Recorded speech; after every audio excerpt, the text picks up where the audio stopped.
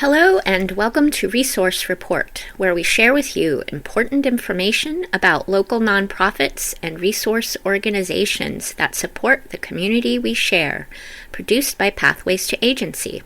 I am your host, Rainmaker. Today's guest is Kayla Young with SafePlace.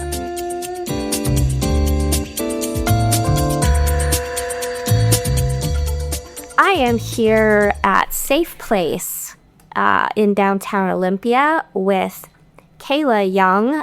How are you doing, Kayla? Doing well, thank you. Yeah. So can you introduce yourself and your position and share with me how you came to be here? Yeah. So I'm Kayla. My title is the Youth Prevention and Sexual Assault Manager, which is shifting as we're reorganizing. So I'll be doing outreach, some direct services, and then working in prevention still.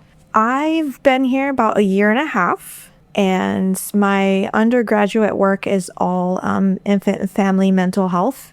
And I found that a lot of the work I was doing there was kind of like putting out these fires after trauma and working with kids and families that have struggled through domestic violence and sexual assault. And I really wanted to try to get ahead of it a bit more.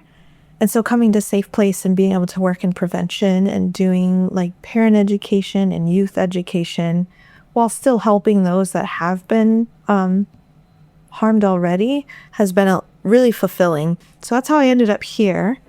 It's been a really great year and a half. Awesome. Yeah. Okay, so can you give me a brief history of SafePlace, what SafePlace is? Yeah, SafePlace has been around for a really long time. It's been about 50 years. It's been in the heart of Olympia the whole time, although office building has been elsewhere. We've always served Thurston County. And it started as a DV, domestic violence and sexual assault nonprofit organization. That's what we are today. Yeah. Oh, awesome. So on your website, there are a lot of different just resources. Yeah. So some of those are just general information resources, and some of those are actually services they all could provide. Yep. Can you talk about that? Yeah. So our services that we actually provide. So I always start off with talking about our sexual assault services and DV services inside hospitals. So our advocates are dispatched 24/7 to support someone who is on their way to the hospital who's experienced severe domestic violence or sexual assault. And we're there in the hospitals offering emotional support, offering more resources, making sure that they know their rights as a survivor as well, and just supporting them through for as long as they need us to be there. We provide follow-up to that as well. We have our legal services, which helps people with intimate partner violence, restraining orders, protection orders, going to court and supporting them in court. We've had advocates sit up on the stand with survivors for emotional support. Moving into, we do community outreach, helping populations in the community with food, supplies like household supplies, shampoo, conditioner, things like that, clothing. We have our housing program that houses individuals who have experienced domestic violence or sexual assault, and they're really just trying to get back on their feet from that. People can lose a lot when they flee. Everything from furniture to identification, income. So we do our best to get them back on their feet and housed. We have our shelter too, which is a level 4 high lethality shelter. So it's, we are sheltering people who are at the greatest risk for homicide, or severe like stalking and things like that. So we have, I think, 11 or 12 rooms now. We screen people in, any identity, any gender, everyone is welcome. They screen in, and we just work to get them to safety. We keep them safe while they're here and then help moving forward, even if that's into our housing program. we can help them into there as well. And we also did just start our contracts. It's a domestic violence high-risk team. So we have officers that will call us directly on scenes of survivors who have experienced high levels of domestic violence that score high on that danger assessment. They call us directly, and we speak to that survivor right then and there. And that night, do we need shelter? Do we need hotel? Do we need a safety plan? And then we follow them through the court system as they go to provide support and make sure that we're trying to reduce the rates of recidivism and like going back and having to do all this over again when it gets even more dangerous. And so that's a program that we now have too. Yeah. Awesome. So I want to go in a little bit on some of those programs. The one that you just mentioned, that's new, working with law enforcement. Mm-hmm. Can you talk about a little bit more, like details around that? Yeah. So this started a couple years ago, but it's new to us at SafePlace, and it had been designed as a scale to assess risk and danger. And they started applying it in law enforcement and other areas. And now they're trying to roll it out as a standard. And so what happens is police officers are dispatched. Right now we work with Lacey Police Department. I think we work with the Sheriff's Department, and we're kind of figuring things out with OPD. They will do the danger assessment on site.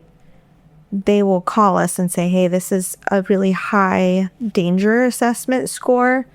And so then we talk to that survival right then and there, usually over the phone.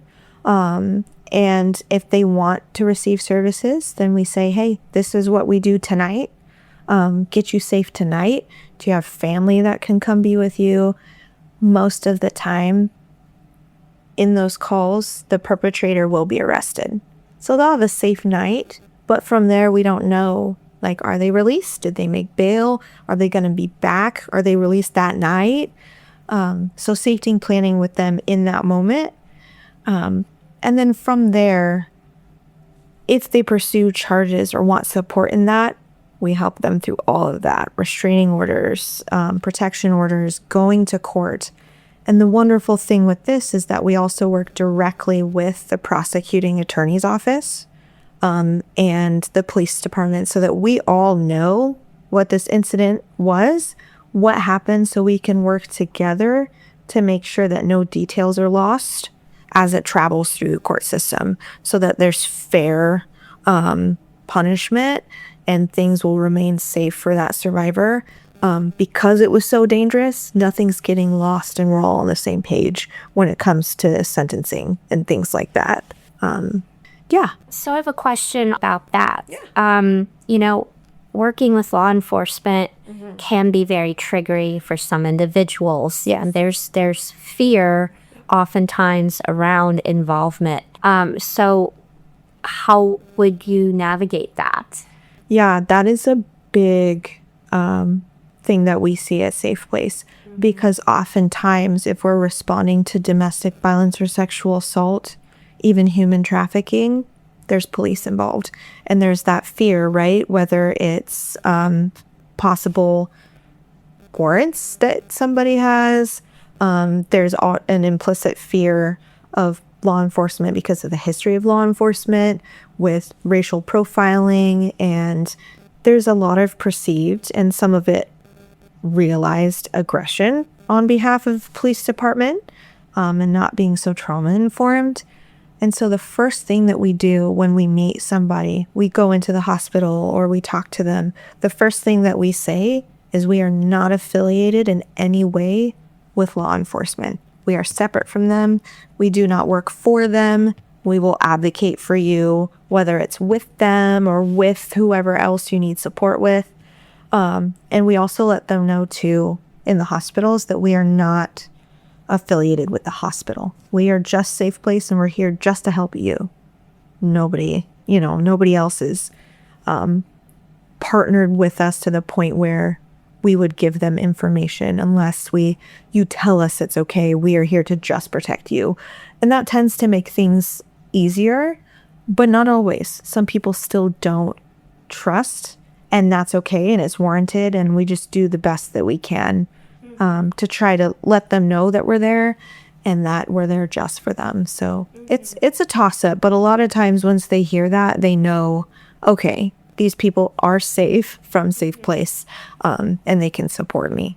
Yeah, there's another concern that kind of goes in along with this sort of thing, which is the role of the mandated reporter. Yes.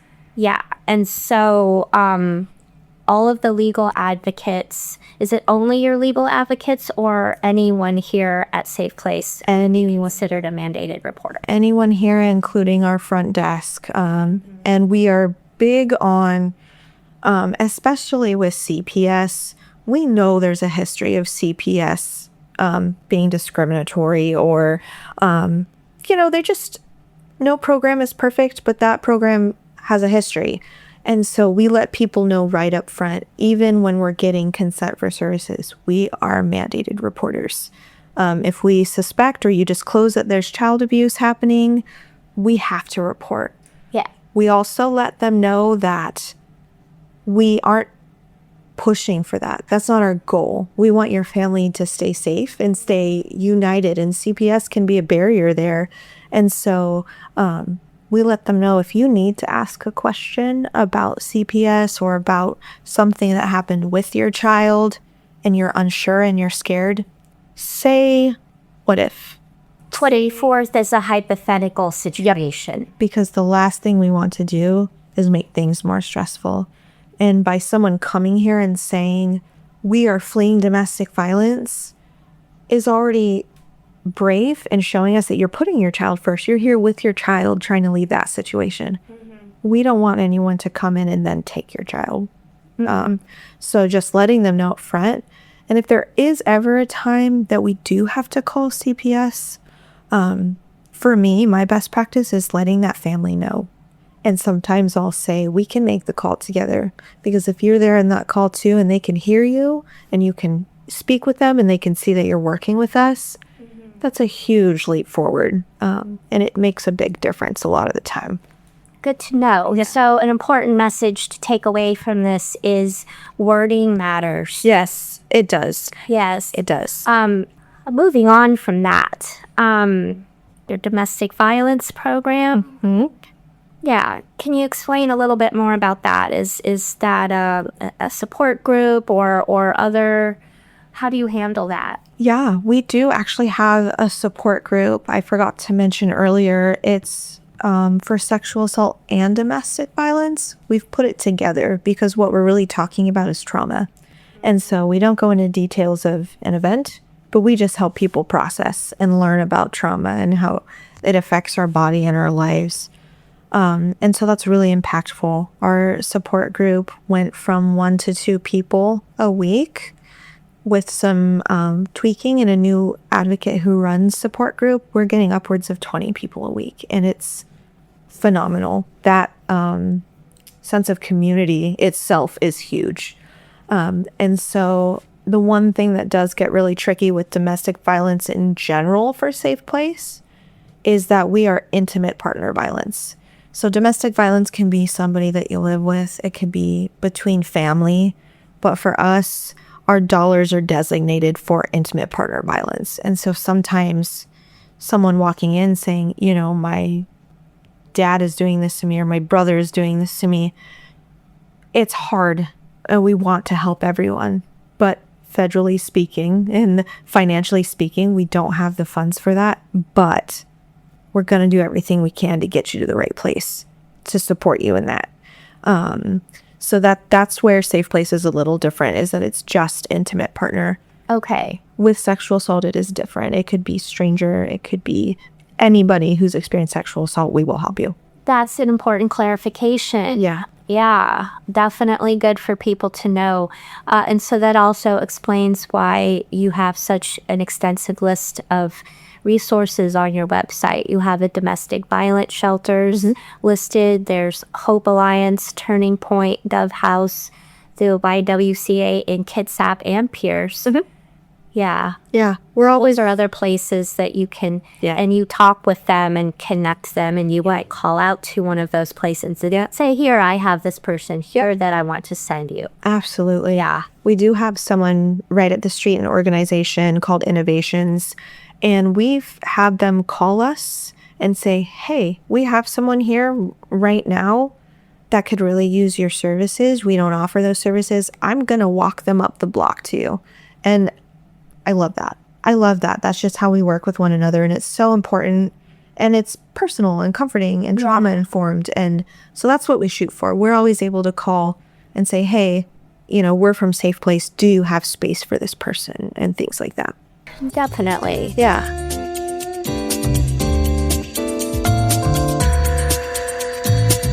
You are listening to Resource Report on Chaos and my interview with Kayla Young with SafePlace. We'll be right back after a brief message. SafePlace would like to talk with survivors of sexual abuse, assault, and rape about how they have found healing and how SafePlace can better support survivors.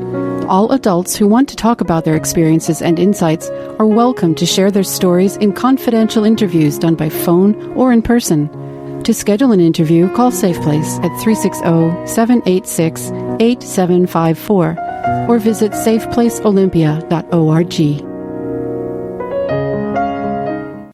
Welcome back to Resource Report on Chaos. Let's return to the conversation with Kayla Young at SafePlace.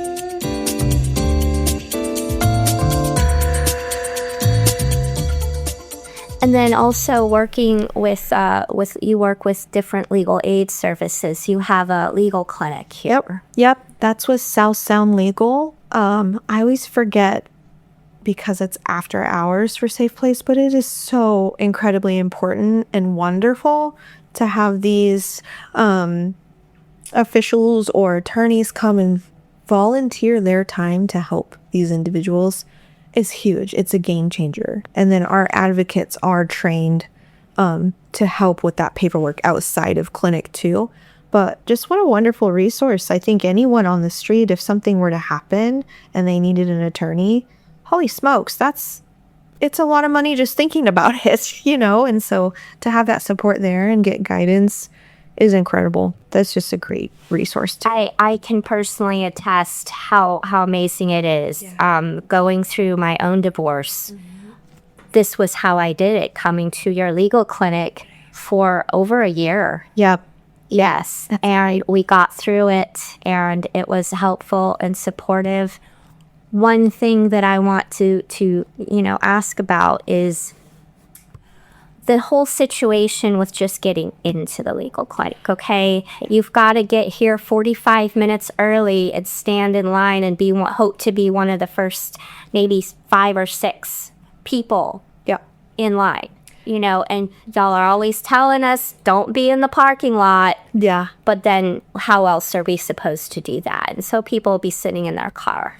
100%. What is the issue? Why? So we have been looking at things. We used to have more staff, so it wasn't that we get through people, but not enough. And so what we've come up with is, in acknowledging that there are barriers, I have to take the bus. Like, I can't get there until this time because I have my child, or I have to get off of work.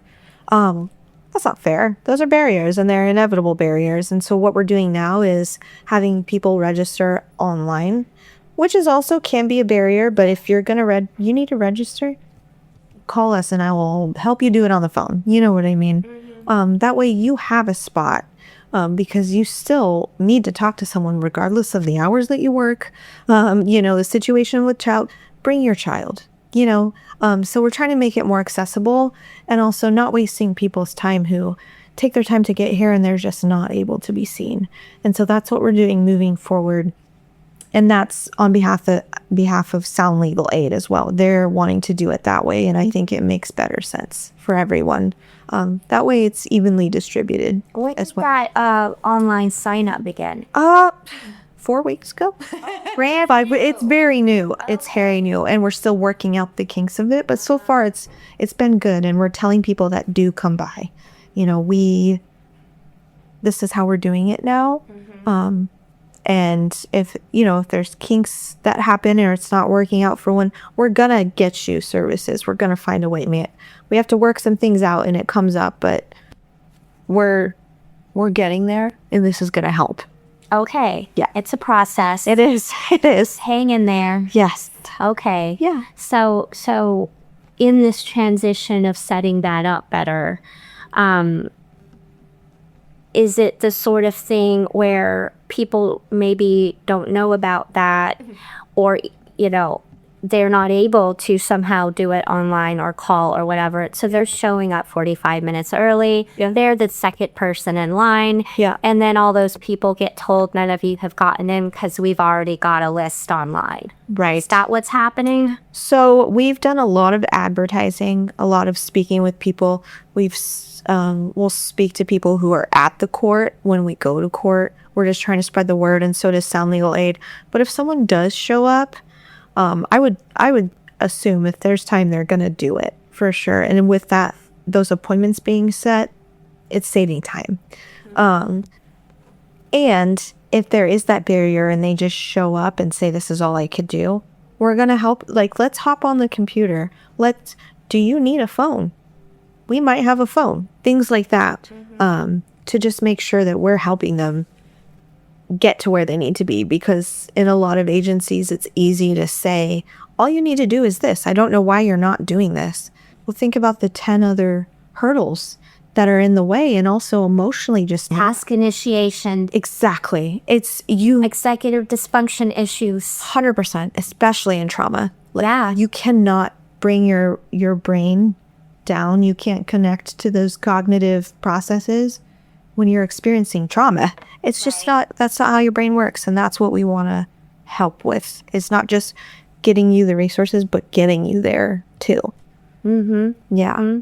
And remind us again, when are the legal clinics? Yes, they are the first and third Thursday evenings, but can be changed because of holidays. So just letting people know, keeping people updated, especially people who come in and are like, hey, I have a question about this. I've been working, doing with Sound Legal Aid. Oh my goodness. Let me let you know too that we've changed it to this day next week.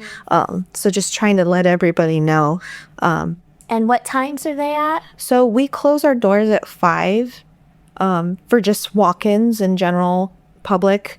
So getting here around 5, your appointment time will be, the first one I think will be around 5. And then just going, I think they have an end time, but depending on appointments too, they can go longer. Things can happen. We're going to keep an appointment. We're going to work with you. I've been here tonight till 9:30. Yep. And we have wonderful advocates that stay from SafePlace, and those attorneys that will stay and just make sure you get what you need.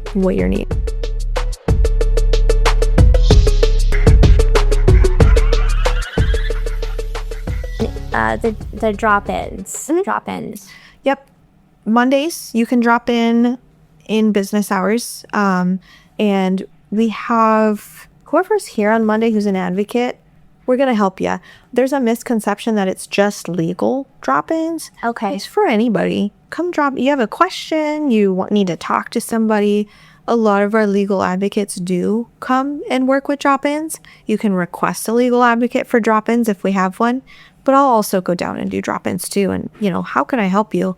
If it's a protection order, well, I actually can't help you with that. I'm going to go grab a legal advocate. So we're here. Whoever's in the building is really just trying to help out.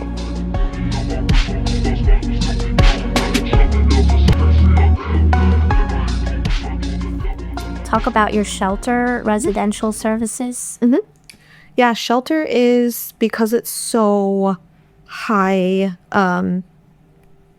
needs, high danger levels, we don't disclose the address to anybody. Off-site. It's off-site. And it's nope. Okay. Off-site, and it's also even the people that are coming to shelter, they are picked up from somewhere else and brought to shelter, because we try to keep it that tight under locks, because people are dangerous and people will do whatever they need to do sometimes to get to somebody. Yeah. And so, yeah, it's off-site. we lock and key and codes and cameras and everything that we can. And then residential services is a lot of that work is done either in shelter with survivors that are trying to get housed from shelter. And then others that... So when you say in shelter, yeah, you're talking about like if they're at the Union Gospel Mission or other kinds of urine shelters that they have around town. And so right now our capacity we've been really bogged down. So we're working directly with our shelter right now only. But there are cases that if we have the capacity, we'll take it on and say, okay, like we will meet you where you're at if that's what you need us to do, and get going, do an intake, do what we need to do. And a lot of times those housing intakes can immediately turn into a legal referral too, right? You know, I need to get an apartment. I need to get away from it. I have a prior eviction. They're not going to let me. Let's pop you over to legal and see what we can do about it. Sure. And get them in that way too. Right on. Yeah. And to that end with housing, do you work with coordinated entry? Yes. So we have specific funds for coordinated entry and a contract for them. And we also have HUD and just generalized funding as well. Now, in a previous interview I did with the Family Support Center, we discussed coordinated entry. Can you just give us a little understanding of what that is again? Yeah, I will do my best. Yeah. Housing is one that they do so much. I'm like, how do you handle it all? But it is a separate source of funding, and you're still working with us as SafePlace. We're still going to get you housed as best we can, but we're using coordinated entry funds and then coordinated entry processes. So you have to do an intake with SafePlace, but also with coordinated entry. And we work closely with Family Support Center actually to get them housed that route too. We'll even have FSC come into our shelter and work with those that are using coordinated entry. So it's just a matter of who you're working with. And if it's coordinated entry specifically, we have FSC, we have a separate intake, but we're still walking you through it, essentially. And there are other organizations in Thurston County that work with coordinated entry as well, yep, besides even just Family Support Center, you guys. So you're going to be working with those as well. Yep. We work closest with Family Support Center because we have a working relationship and we have ROIs, release of information, signed, so we can work together. But you can work with coordinated entry in other places as well, including DSHS, which is notoriously busy, but they have that option too. Right on. That's good to know. Yeah. And you have a 24-hour helpline. Yes. So 24-hour, we mean it. We have someone on that helpline all night, 7 days a week. Holidays, someone's covering. So if you need to talk to somebody, we're there to talk. As things are being switched around, it might end up being that at night, that helpline you're calling our helpline number. It might route to a different helpline that has someone manning it. We can only do so much sometimes. And if we don't have staff, we want to make sure that we're covered. And so at night, it might go to this person over here and they'll say, okay, great. We have your information, or we can help you right now. Anything else, like we'll tell a SafePlace in the morning and they'll get back to you. And so that helpline is resources, screenings, legal screenings. Hey, I'm interested in the DVSA group. Great. We'll get your information for that. Housing referrals. We have right now, I'm not sure moving forward, funds for relocation. So if you're fleeing and you have a safe place to go that's across the country, we'll get you there. Like we will pay for it and we'll get you there. Wow. So that's amazing. Yeah. And we do it quickly, very quickly. If we have the capacity, we've had someone leave the night of, we've gotten a call that said, I'm really trying to leave. My partner's being released tonight and he's the one who victimized me. I'd met someone in the Target parking lot with gift cards and saying, here's gift cards for food. Here's gas. I will book you hotel each night that you go and we'll get you there. And we've gotten them there in 3 days or 4 days or however long it takes. We do it. And that's funding. dependent. So always just calling the helpline too and saying, hey, can you guys do relocations right now? We'll let you know. We can or we can't, but if we can, we will do it fast. Yeah, and your 24-hour helpline, so you said that it could route to different people. So I know that there are other organizations that also offer a crisis line helpline. Yep. And there is the crisis clinic, actually, as well. And BHR has a crisis line. Yep. Are they all connected? Not quite. And so this is a new thing we're rolling out. We're trying to sort it out with other helplines and crisis lines. Like, can you support us during these hours? Especially if someone's calling and it's 2 a.m. and they're in crisis. We want to get you to the crisis line because they're probably more equipped. While our advocates can de-escalate and support crisis, it's not our primary role. Whereas like crisis lines have very specific training for that. And we might be great help. They might be even better help. So getting you to the right place as well. So that's still up in the air. We're still working on it, but trying to kind of weed out the needs and make sure that you're not just reaching someone that can help. You're reaching someone who is specialized and can really help you get what you need.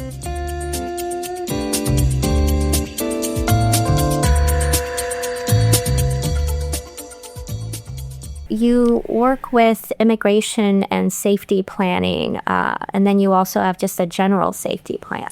Yeah, general safety planning we use all the time. Anyone we talk to that said, I'm experiencing domestic violence, the first thing we're going to want to do is safety plan with you. Are you safe tonight? Here are things you can do. We can map out a route for you to get out of your house if we need to. You can work out a system with your neighbor that you can call your neighbor and they know, things like that. Safety planning and working in this time politically, especially with ICE, it looks a little different. Our hands can be tied, but it doesn't mean we're not going to do anything. And so what we're doing right now is working very closely with our advocates and making sure that we know the difference between search warrant and arrest warrant. So if it's an arrest warrant, we're not going to let you in. If you're asking for names, we don't have to give you those names. We've had police officers show up at the shelter and say, we have an arrest warrant. And we know they're in there. We're like, we cannot disclose whether or not they're in here. And if you have an arrest warrant, that's for arrest only. So you're not coming in here. So making sure that we're covering and doing what we can to protect at all times and knowing like they will push boundaries and say, no, this is the law. And we can easily say, no, it's not the law. And we're not going to do that right now. Yeah. ICE, Immigration and Customs Enforcement. Yeah. Have y'all ever had yet to deal with anything involving ICE? We've seen occasions. We've had, and this is, I hope it's not too much to disclose, but downtown Olympia, we've had our advocates stopped and questioned because of the color of their skin and questioned needing to provide their ID. So we know they're around down here. They're cruising around. And so I don't know that anyone's come in the building yet, but we've had funding orders that have said, yes, we're going to give you a lot more money if you send us a list. Absolutely not. We're not going to do that. So they're sneaking in. They're trying to, but we're not playing. Wow. So it's sneaky, and that's why we're working. We'll give you funding if you give us details on people that we think we should arrest as ICE. It's deep. Wow. And so just know for SafePlace, and I'm sure every other nonprofit for that reason, we're not falling for it. We know, and we're taking the precautions and making sure that we're being really careful. That's very reassuring. It is. Because at the end of the day, we're helping anybody. Like I said, not just race or religion or ethnicity or anything like that, any status. Like, we're going to help you. We're going to do the best that we can. Oh, thank you for sharing that. That's very important. Yeah.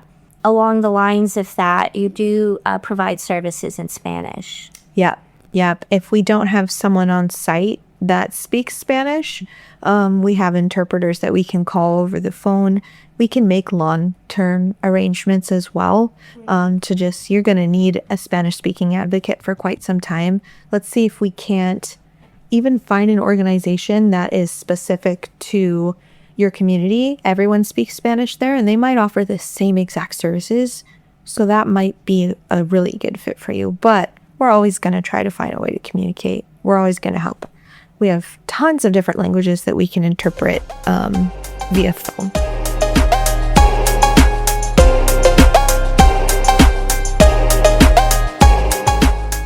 Talk about the client bill of rights that you have on your website. Yes. So we read those to anyone that calls, anyone we talk to.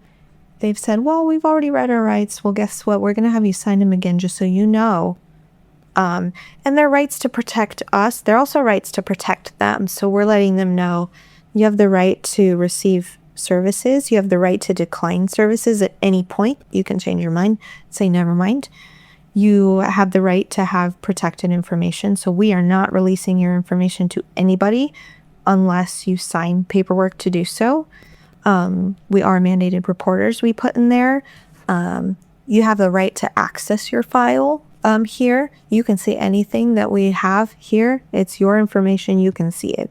All sorts of things that are there to protect survivors and let them know up front you have rights, and we're telling you your rights. Even if you need to engage in those rights with us, right? You know, maybe there was a miscommunication. You have a right to say, no, thank you, I'm not telling you that. And if it's an honest mistake, we're probably going to, swallow our tongue and go, oh my gosh, I didn't even realize I did that. And so it also protects SafePlace. We are mandated reporters. We have to tell you that. And so if we do have to make that call, they are aware that we're mandated reporters. Things of that nature. They're on our website, and we read them to everybody that calls. If they've called before, we'll say, hey, have you called us before? Yes. Do you want me to read you your client rights again? They can say yes or no. Most of the time they say no, but we're gonna make sure that they're there and we can give them to you. That's very supportive. Thank you. So I've noticed it shows up on every page of your website. What is that little escape button? Yeah, that escape button is in place for safety reasons. We have a lot of survivors who are still living with their abuser. They're still in danger every day. And if they're actively trying to get out of that situation, they're going to need to pull up resources. And if phones are monitored or someone's looking over your shoulder, if you hit that escape button, it'll take you out of our website and into Google. And that type of software is rolling out very quickly right now because we're realizing there's a need. There are resources out there that have masks on them, skins on them. And so what you're needing to use is underneath, but you can quickly hit that button and it pulls up a skin that says, this is what you can see. It's not what I'm using, but this is what you can see. Now, does that wipe the browser history? Some apps it does. This one, ours, I don't believe it does. Okay. Some apps are really sophisticated. So this one, it's just the back button. Yep. Okay. Because I go back. I push that back button and you'll go back to the SafePlace website. Yeah. Okay. Not all places are like, mostly apps have that really sophisticated software that will do that. Ours, or they'll use incognito. Oh, yeah. Yep. Mm-hmm. So what is the process for getting services? We, like in the hospitals, we're there and we're telling you we're there and we have these services if you want them. Some people know word of mouth, like, oh, I'm going to go check this place out. You can walk in and receive services. That's something really great that we have available too. It's not a closed office. Okay. And then calling that helpline too, saying, I really need these things. Let's put in a referral. You can self-refer and we'll get you there, as well as other agencies that can tell you that we're here too. So it's not like you've got to fill out this paperwork and intake form. Nope. And we'll get back to you and make an appointment, talk about what your needs are. It's straight out the door. Yep. Right off the cuff. We're going to talk about it. What are your needs right now? I don't need to tell you my entire backstory. I don't need to tell you, here's my date of birth and my phone number and, all the million things that you might have to provide other other organizations to receive services. It's just right now. Let's go. And the only time we'll ask that identifying information if they're ready to share or want to share is if we're trying to relocate them right away, or we're trying to screen them into shelter to see, do they qualify? This will need to call you back, right? And so those are really the only times. And unless you choose to divulge that information, you don't have to tell us anything. It's confidential.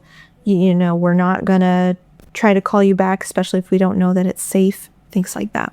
Okay.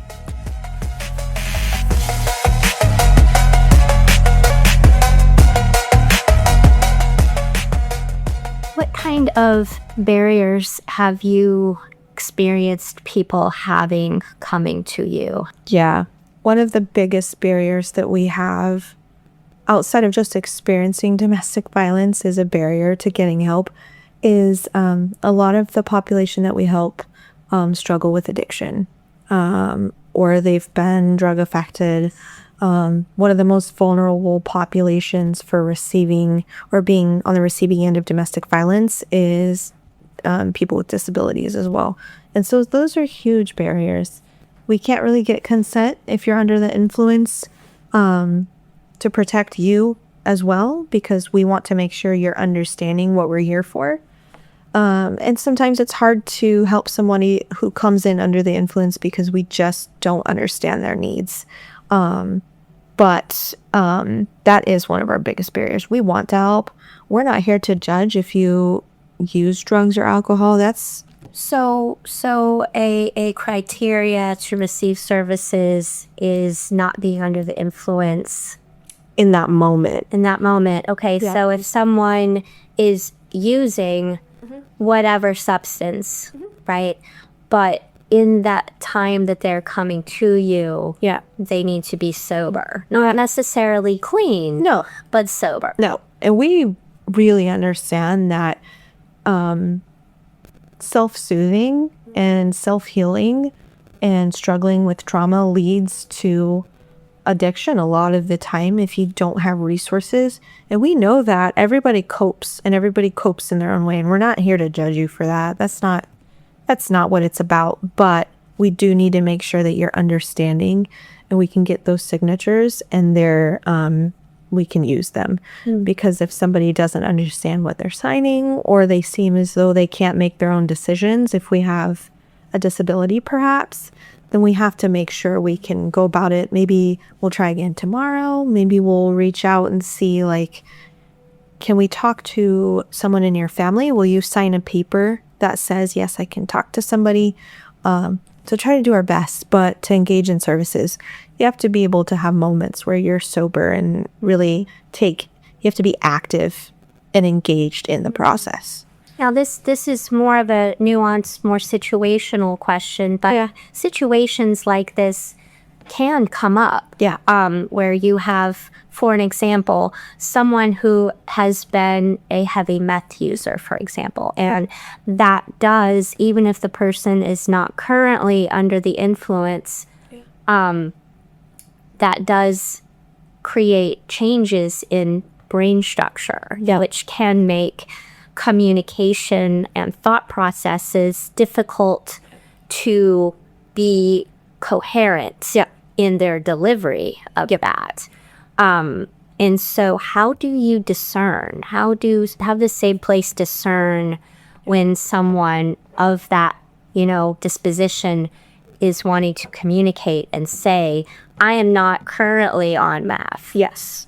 But are still having a hard time articulating. And so a person who may not be as familiar might assume that they're lying. Yeah. So how do you navigate? How do you discern those situations?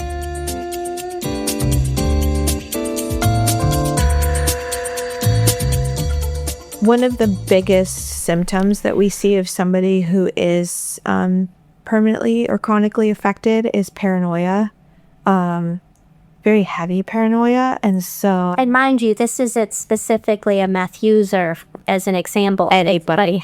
Like this can also happen with people who have been in alcoholism for a long time, for example. Yep. It has physically clouded or changed their brain structure, like you were saying. And so they're programmed unintentionally and not even it's implicitly experiencing these things, or it's blocked their cognitive functioning abilities permanently sometimes. And so we use our judgment, personal judgment. We also we'll pull other advocates or people in the office to come talk with us to get so we can corroborate and talk about it a little bit more. And there's sometimes like, this is what I think. What do you think? Everybody has different experiences and knowledge and understanding. Yep. And a lot of times when someone's coming in that position, the first thing I'm going to do is, if they're incredibly drug affected and they're struggling to remain, like they just can't take care of themselves or they really need help, I really try to reach out to like behavioral health if they consent to that. There's sometimes that we've had somebody or multiple somebodies come in that are so heavily drug affected that we've had to call help. And it's a program called CREW. So they come in specifically their crisis response and they help. What's it called? CREW. So CRU, Crisis Response Unit. Olympia has their own. Okay. And so we'll call them and say, we really don't know that they're aware of where they are or that they're okay, or we can't really get through to them and they're acting erratically, things like this. The first thing that we're going to do is try to get them grounded. And sometimes that means getting other agencies involved. And that is through their own consent? Yep.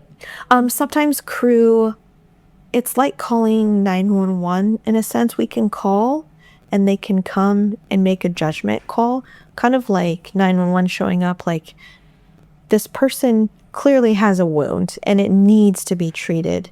And so that might mean that if they're unconscious, we're still taking them, but after that, like with CREW, sometimes they'll end up in behavioral health and they will put a hold just for their own safety at behavioral health or at a hospital. We're putting a hold to see if we can't help you get to where you need to be. And then we'll move in for services if we can get them where they need to be. Okay, so that means putting a hold on accessing services with you while they're moving through this process of services with, for example, behavioral health. Yep. And sometimes even being brought to the hospital, they will not release for 72 hours or longer. And they will not let people in to speak with them for 72 hours. It's almost like a detox period where they can truly assess where that person's at and make sure that they're safe from themselves, and judgment as am I able to see that I'm safe from others too. Yeah. Mm-hmm. Okay.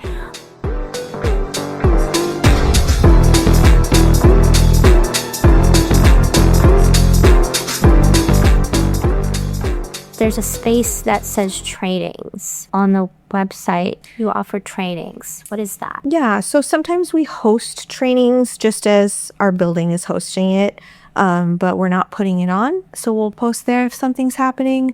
We do offer right now ACT training, which is required for any advocate in Washington State. ACT, A-C-T, Advocate Core Training. You're going to work as an advocate in Washington State. You need that training. And so we train our own advocates. We also open it up. So if you need to be ACT trained or you want to be, you can come do that here. And so we've done self-defense classes. We've offered those and people can come and pay discounted rate and do those trainings. I've developed trainings. Other staff members have specialized trainings that they can come and enjoy. So it's just where we keep it updated and posted. Yeah. Actually, I interviewed Peer Olympia, and they also do trainings as well, advocacy trainings. What are the differences between yours and Peer Olympia's, if you know? Yeah, so our program is not only domestic violence, but it's sexual assault. So that determines the requirements. And so if you're applying for a sexual assault position elsewhere, you have to have those sexual assault hours too. And so ours have merged to make sure we're meeting all the requirements for domestic violence and sexual assault. Okay, so there's a difference in specialty. Yeah. Okay. Having both never hurts at all. Yeah, for sure. Cover all bases. Yes. But if you're working for an SA specific program, you need those hours. Okay.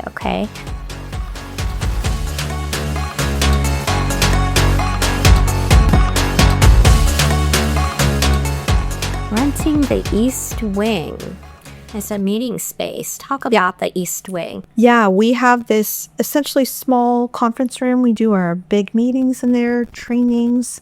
I did an artist walk back a couple months, and I hosted in there for community to come in and see art and do art. I've done movie screenings in there, and so it's just a space. If you have a large meeting that you need to hold, call us, and we'll see if we can book it for you. It's really just a simple phone call and saying, hey, we'd like to do this. Can we use your space? You can go and look at the website. Yeah. Yeah, and then you have a contact form. Yeah, I'd always, that's why I say, call and ask those questions, because we work with different organizations in different ways. And so you can fill it out on there, but also just call and see, I'm going to fill it out and I'd like to do this on this date. Do you even have availability on that date? Right. Yep. Your best bet for something like this would be not to call the helpline, but to call our business office, which is also on our website. Yeah.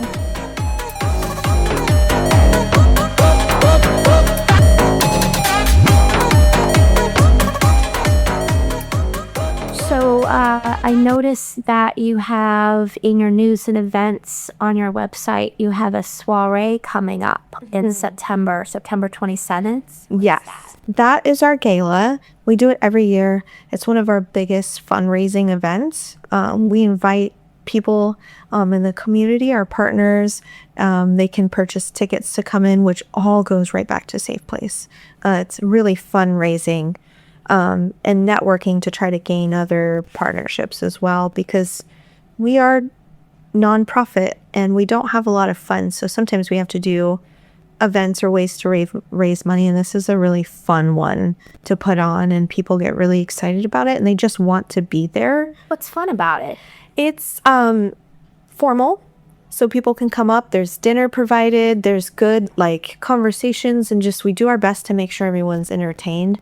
Sometimes they'll have different things happening at each gala. So this time, as it's planning, we're not sure what's exact. We don't have an exact itinerary right now, but we're really reading our crowd and seeing this person would really love to, or this person might really love to see this organization come and speak or come and engage with us. Let's reach out to them. And so it's just a really cool night to help your community, but also dress up and have a nice dinner and spend time with people who are also like-minded too.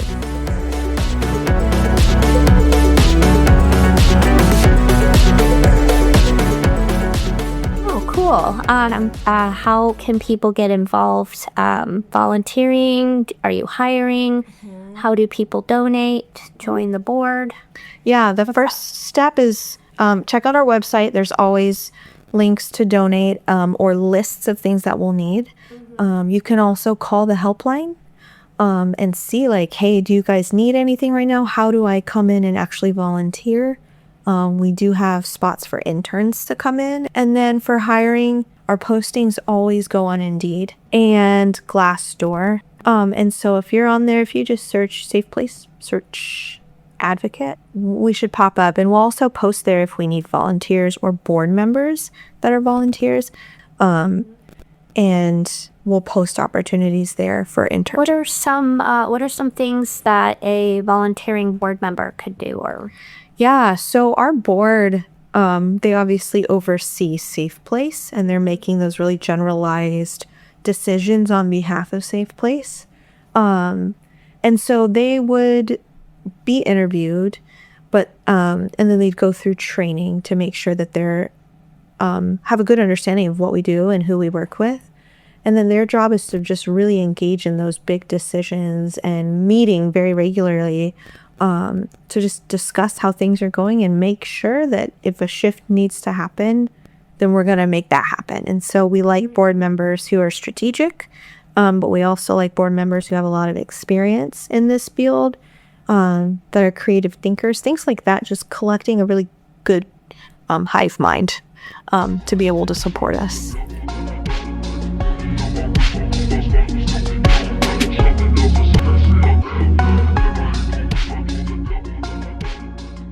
Is there anything else you would like to share? Yeah, I mean, SafePlace does a ton of really wonderful things, and they've been around for a long time. But one thing we really want to note right now is that these are really hard times politically, and so many things are changing and happening. And just knowing that we're standing strong in our mission and our values, and while sometimes things may have to shift because it's mandated, we're still going to do what we believe is right. And so we're here, we're for everybody, we're for anybody, and we just want to help in any way that we can, really. Yeah. All right. Thank you so much, Kayla. Yeah, thank you.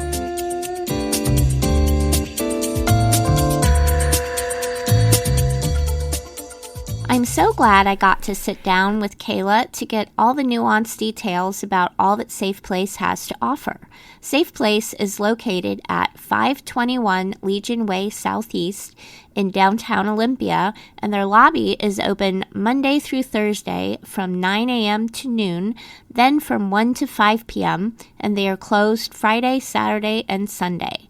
You can call the SafePlace business line at 360-786-8754 and their 24-hour hotline at 360-754-6300. And for TTY service, the number is 711. You can also shoot them an email through either SafePlace at safeplaceolympia.org or confidential at safeplace.org. Drop-ins are on Mondays from 9 a.m. to 11:30 a.m. and from 1 to 4:30 p.m. Sound legal aid is available typically the first and third Thursday of every month, but please make sure you check the website to confirm.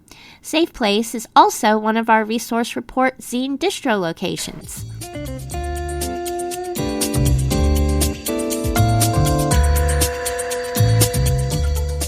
That's it for today's Resource Report produced by Pathways to Agency. At Pathways to Agency, we are driven by the belief that everyone should have the tools and support to achieve their goals and thrive in their communities. Our mission is to bridge the gaps in understanding, accessibility, and trust by connecting individuals to resources and sharing information and processes that can lead to personal and community growth. Resource Report offers information about existing and emerging nonprofits and resource organizations. Find out more at pathwaystoagency.org. You can also find our shows archived indefinitely on rss.com/podcasts/resource-report. Chaos Radio is not responsible or liable for any views or opinions expressed in the interviews conducted by Resource Report. Till next time, and thanks for listening.